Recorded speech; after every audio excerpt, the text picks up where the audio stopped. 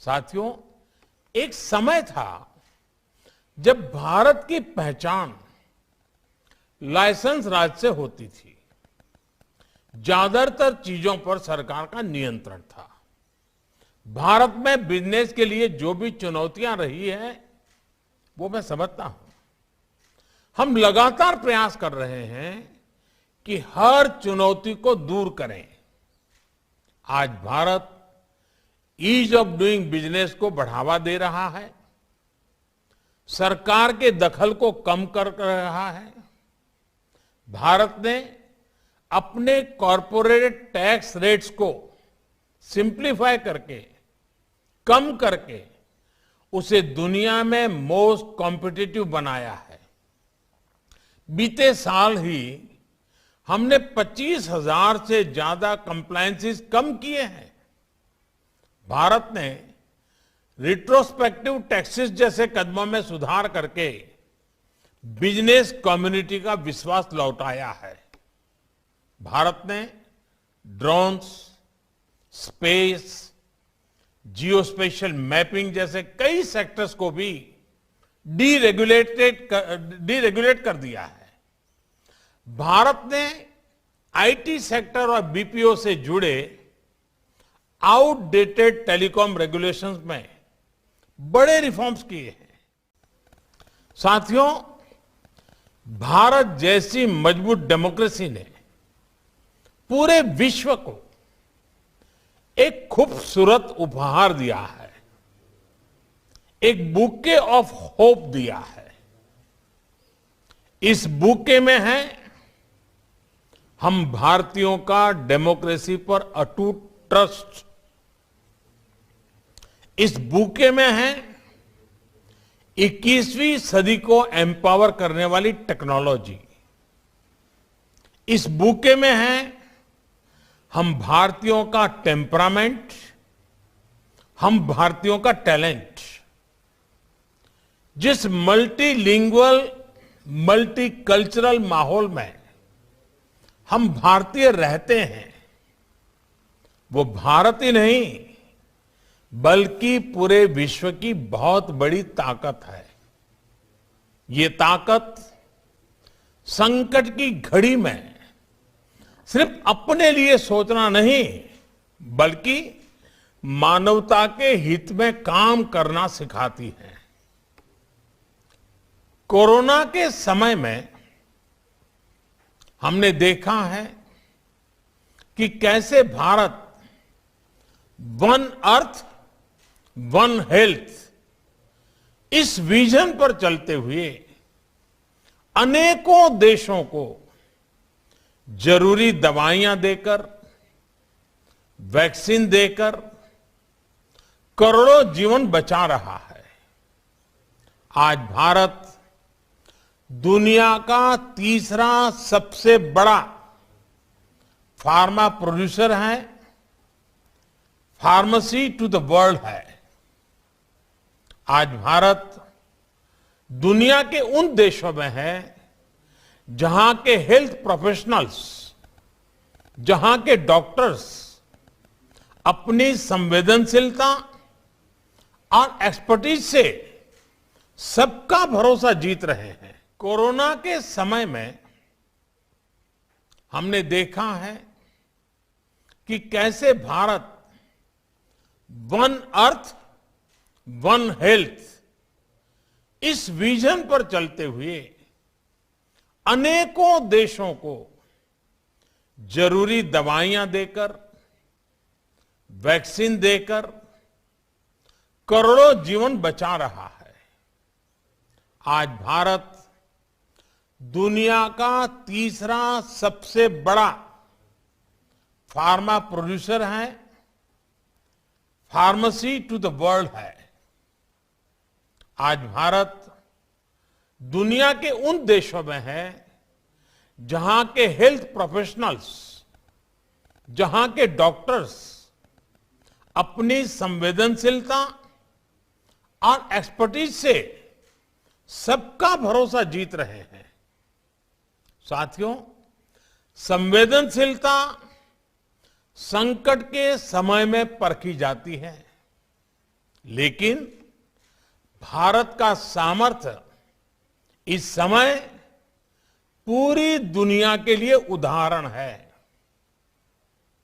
इसी संकट के दौरान भारत के आईटी सेक्टर ने 24 घंटे काम करके दुनिया के तमाम देशों को बहुत बड़ी मुश्किल से बचाया है। आज भारत दुनिया में रिकॉर्ड सॉफ्टवेयर इंजीनियर भेज रहा है। 50 लाख से ज्यादा सॉफ्टवेयर डेवलपर्स भारत में काम कर रहे हैं। आज भारत में दुनिया में तीसरे नंबर के सबसे ज्यादा यूनिकॉर्न है। 10,000 से ज्यादा स्टार्टअप्स पिछले 6 महीने में रजिस्टर हुए हैं। आज भारत के पास विश्व का बड़ा, सुरक्षित और सफल डिजिटल पेमेंट्स प्लेटफॉर्म है। सिर्फ पिछले महीने की ही बात करूं तो भारत ने यूनिफाइड पेमेंट इंटरफेस इसके माध्यम से 4.4 बिलियन ट्रांजैक्शन हुए हैं। फ्रेंड्स, बीते सालों में जो डिजिटल इंफ्रास्ट्रक्चर भारत ने डेवलप और एडॉप्ट किया है, वो आज भारत की बहुत बड़ी ताकत बना है। कोरोना इन्फेक्शन की ट्रैकिंग के लिए आरोग्य सेतु ऐप और वैक्सीनेशन के लिए कोविन पोर्टल जैसे टेक्नोलॉजिकल सॉल्यूशंस भारत के लिए गर्व का विषय है। भारत के कोविन पोर्टल में स्लॉट बुकिंग से लेकर सर्टिफिकेट जनरेशन की जो ऑनलाइन व्यवस्था है, उसने बड़े बड़े देशों के लोगों का भी ध्यान खींचा है। साथियों, एक समय था जब भारत की पहचान लाइसेंस राज से होती थी। ज्यादातर चीजों पर सरकार का नियंत्रण था। भारत में बिजनेस के लिए जो भी चुनौतियां रही है, वो मैं समझता हूं। हम लगातार प्रयास कर रहे हैं कि हर चुनौती को दूर करें। आज Bharat ease of doing business को बढ़ावा दे रहा है, सरकार के दखल को कम कर रहा है। भारत ने अपने कॉरपोरेट टैक्स रेट्स को सिंप्लीफाई करके, कम करके उसे दुनिया में मोस्ट कॉम्पिटिटिव बनाया है। बीते साल ही हमने 25,000 से ज्यादा कंप्लायंसेस कम किए हैं। भारत ने रिट्रोस्पेक्टिव टैक्सेस जैसे कदमों में सुधार करके बिजनेस कम्युनिटी का विश्वास लौटाया है। भारत ने ड्रोन्स, स्पेस, जियोस्पेशियल मैपिंग जैसे कई सेक्टर्स को भी डीरेगुलेट कर दिया है। भारत ने आईटी सेक्टर और बीपीओ से जुड़े आउटडेटेड टेलीकॉम रेगुलेशंस में बड़े रिफॉर्म्स किए हैं।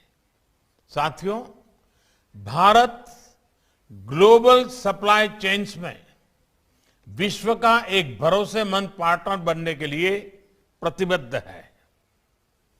हम अनेक देशों के साथ फ्री ट्रेड एग्रीमेंट के रास्ते बना रहे हैं। भारतीयों में इनोवेशन की, नई टेक्नोलॉजी को एडॉप्ट करने की जो क्षमता है, एंटरप्रेन्योरशिप की जो स्पिरिट है, वो हमारे हर ग्लोबल पार्टनर को नई ऊर्जा दे सकती है। इसलिए भारत में इन्वेस्टमेंट का ये सबसे बेस्ट टाइम है। भारतीय युवाओं में आज एंटरप्रेन्योरशिप एक नई ऊंचाई पर है। 2014 में जहां भारत में कुछ 100 रजिस्टर्ड स्टार्टअप थे, वहीं आज इनकी संख्या 60,000 के पार हो चुकी है। इसमें भी 80 से ज्यादा यूनिकॉर्न्स हैं, जिसमें से 40 से ज्यादा तो 2021 में ही बने हैं। जिस तरह एक्सपेक्ट इंडियन ग्लोबल स्टेज पर अपनी स्किल्स दिखा रहे हैं, उसी तरह भारतीय युवा आप सभी साथियों के बिजनेस को भारत में नई बुलंदी देने के लिए पूरी तरह से तैयार है, तत्पर है। फ्रेंड्स, डीप इकोनॉमिक रिफॉर्म्स को लेकर भारत का कमिटमेंट एक और बड़ा कारण है जो आज भारत को इन्वेस्टमेंट के लिए सबसे अट्रैक्टिव डेस्टिनेशन बना रहा है। कोरोना काल में जब दुनिया क्वांटिटेटिव ईजिंग प्रोग्राम जैसे इंटरवेंशन पर फोकस कर रही थी, तब भारत ने रिफॉर्म का रास्ता सशक्त किया। डिजिटल और फिजिकल इंफ्रास्ट्रक्चर को आधुनिक बनाने के सबसे बड़े प्रोजेक्ट्स को कोरोना काल में ही अभूतपूर्व गति दी गई। देश के 6 लाख से ज्यादा गांवों को ऑप्टिकल फाइबर से कनेक्ट किया जा रहा है। विशेष रूप से कनेक्टिविटी से जुड़े इंफ्रास्ट्रक्चर पर $1.3 ट्रिलियन का इन्वेस्टमेंट किया जा रहा है। एसेट मोनेटाइजेशन जैसे इनोवेटिव फाइनेंसिंग टूल्स में $80 बिलियन जनरेट करने का लक्ष्य रखा गया है। डेवलपमेंट के लिए हर स्टेक होल्डर को एक ही प्लेटफॉर्म पर लाने के लिए भारत ने गति शक्ति नेशनल मास्टर प्लान भी शुरू किया है। हम नेशनल मास्टर प्लान के तहत इंटीग्रेटेड तरीके से इंफ्रास्ट्रक्चर की प्लानिंग, डेवलपमेंट और इंप्लीमेंटेशन पर काम होगा। इससे गुड्स, पीपल और सर्विसेज की सीमलेस कनेक्टिविटी और मूवमेंट में एक नई गति आएगी। फ्रेंड्स, आत्मनिर्भरता के रास्ते पर चलते हुए भारत का फोकस सिर्फ प्रोसेस को आसान करने पर ही नहीं है, बल्कि इन्वेस्टमेंट और प्रोडक्शन को इंसेंटिवाइज करने पर भी है। इसी अप्रोच के साथ आज 14 सेक्टर्स में $26 बिलियन की प्रोडक्शन लिंक इंसेंटिव स्कीम्स लागू की गई है।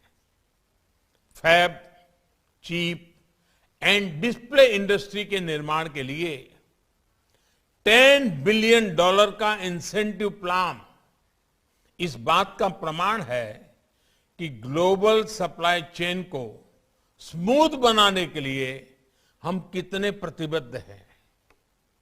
हम make in India, make for the world इस भावना से आगे बढ़ रहे हैं। टेलीकॉम, इंश्योरेंस, डिफेंस, एरोस्पेस के साथ साथ अब सेमी कंडक्टर्स के क्षेत्र में भी भारत में असीम संभावनाएं हैं। फ्रेंड्स, आज भारत वर्तमान के साथ ही अगले 25 वर्षों के लक्ष्य को लेकर नीतियां बना रहा है, निर्णय ले रहा है। इस कालखंड में भारत ने हाई ग्रोथ के वेलफेयर और वेलनेस की सैचुरेशन के लक्ष्य रखा है। ग्रोथ का यह कालखंड ग्रीन भी होगा, क्लीन भी होगा, सस्टेनेबल भी होगा, रिलायबल भी होगा। ग्लोबल गुड के लिए बड़े कमिटमेंट्स करने और उन पर खरा उतरने की परंपरा को जारी रखते हुए हमने 2070 तक नेट जीरो का टारगेट भी रखा है। दुनिया की 70% आबादी वाला भारत भले ही ग्लोबल कार्बन एमिशन में 5%, ओनली 5% कंट्रीब्यूट करता हो, लेकिन क्लाइमेट चेंज से निपटने के लिए हमारी प्रतिबद्धता 100% है। इंटरनेशनल सोलर अलायंस और coalition for disaster resilient infrastructure for climate application adaption जैसे इनिशिएटिव इसका प्रमाण है। बीते वर्षों के प्रयासों का नतीजा है कि आज हमारे एनर्जी मिक्स का 40% हिस्सा नॉन फोसिल सोर्सेज से आ रहा है। भारत ने पेरिस में जो ऐलान किया था वो हम टारगेट से 9 साल पहले ही प्राप्त कर चुके हैं।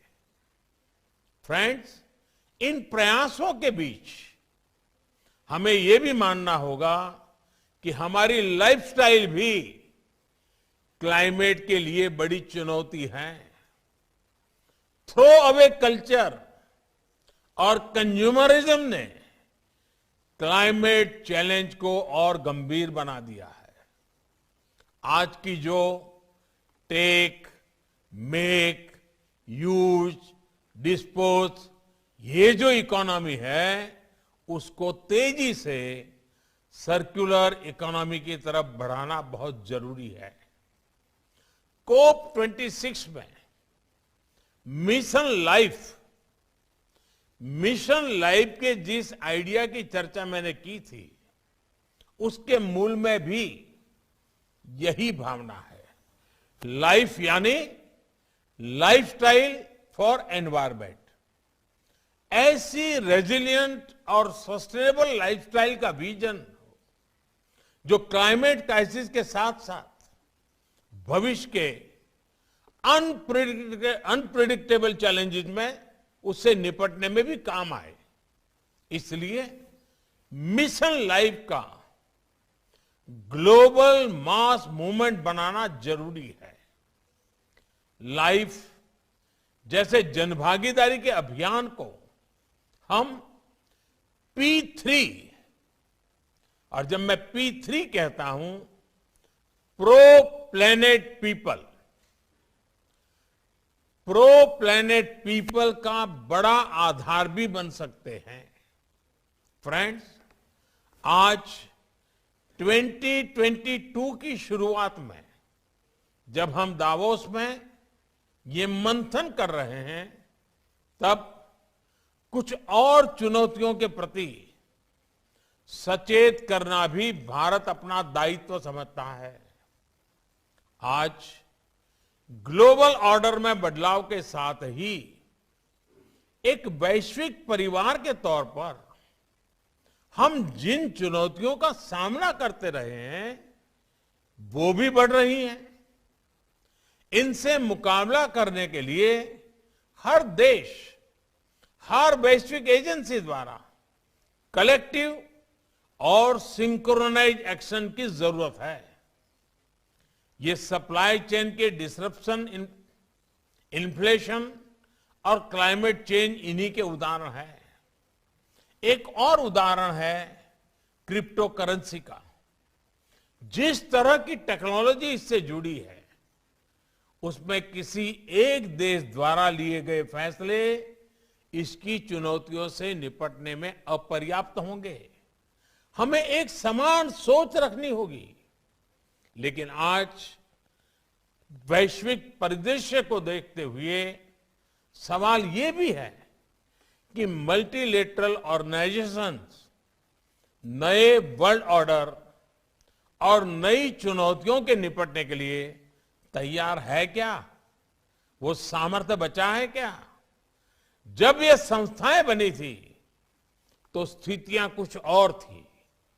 आज परिस्थितियां कुछ और है। इसलिए हर लोकतांत्रिक देश का यह दायित्व है कि इन संस्थाओं में रिफॉर्म्स पर बल दे ताकि इन्हें वर्तमान और भविष्य की चुनौतियों से निपटने में सक्षम बनाया जा सके। मुझे विश्वास है दावोस में हो रही चर्चाओं में इस दिशा में भी सकारात्मक संवाद होगा। फ्रेंड्स, नई चुनौतियों के बीच आज दुनिया को नए रास्तों की जरूरत है, नए संकल्पों की जरूरत है। आज दुनिया के हर देश को एक दूसरे से सहयोग की पहले से कहीं अधिक जरूरत है। यही बेहतर भविष्य का रास्ता है। मुझे विश्वास है कि डावोस में हो रही ये चर्चा इस भावना को विस्तार देगी।